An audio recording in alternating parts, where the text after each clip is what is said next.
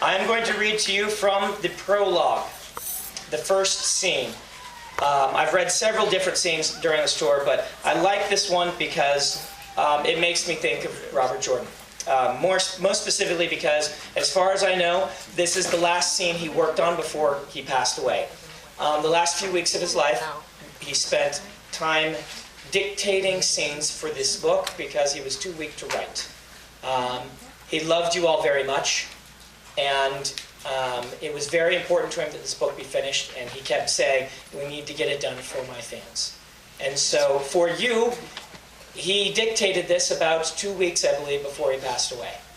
And we actually have an audio recording of this that if you come to JordanCon, you might be able to hear. We might be able to convince them to. They let us hear it last year. But this was dictated not like it was dictated as a rough draft, and then I got to be the one who actually turned it into a scene, if that makes sense. So you actually really get to see both of us in this, because his dictation would often say, and then they talk about this. And then he would lapse into a paragraph where he would be very descriptive and detailed. And then the next part would say, and then this happens. And this sort of thing. And so there were details that needed to be added. It would need to be expanded. But a lot of it is actually word for word things that he said.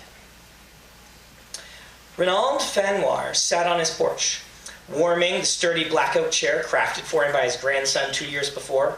He stared northward at the black and silver clouds. He'd never seen their like before. They blanketed the entire horizon to the north, high in the sky. They weren't gray. They were black and silver. Dark, rumbling thunderheads, as dark as a root cellar at midnight, with striking silver light breaking between them, flashes of lightning that gave off no sound. The air was thick with the sense of dust and dirt, of dried leaves and rain that refused to fall. Spring had come, and yet his crops didn't grow. Not a sprout had dared poke through the earth. He rose slowly from his chair, wood creaking, chair rocking softly behind him, and walked up to the edge of the porch. He chewed on his pipe, though its fire had long gone out. He couldn't be bothered to relight it. Those clouds transfixed him. They were so black, like the smoke of a brush fire, only no brush fire smoke ever rose that high in the air. And what to make of silver clouds, bulging between the black ones, like places where polished steel shone through metal crusted with soot. He rubbed his chin, glancing down at his yard.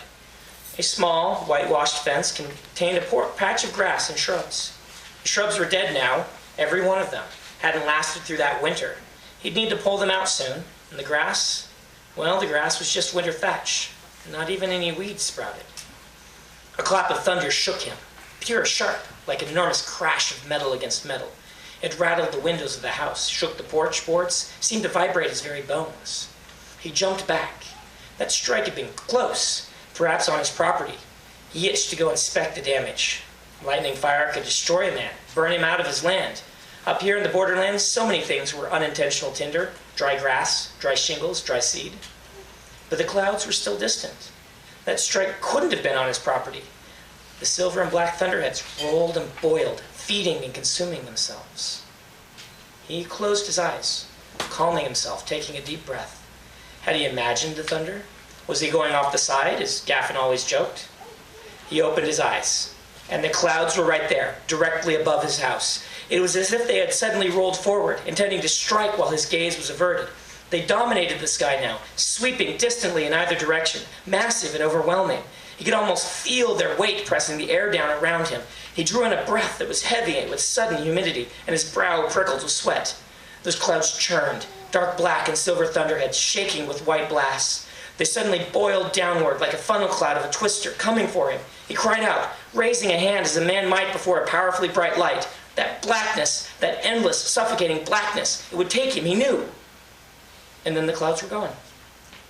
His pipe hit the porch's floorboards, clicking softly, tossing burnt tabac out in a spray across the steps. He hadn't realized he'd let it slip free. Renaud hesitated, looking up at empty blue sky, realizing that he was cringing at nothing. The clouds were off on the horizon again, some 40 leagues distant. They thundered softly.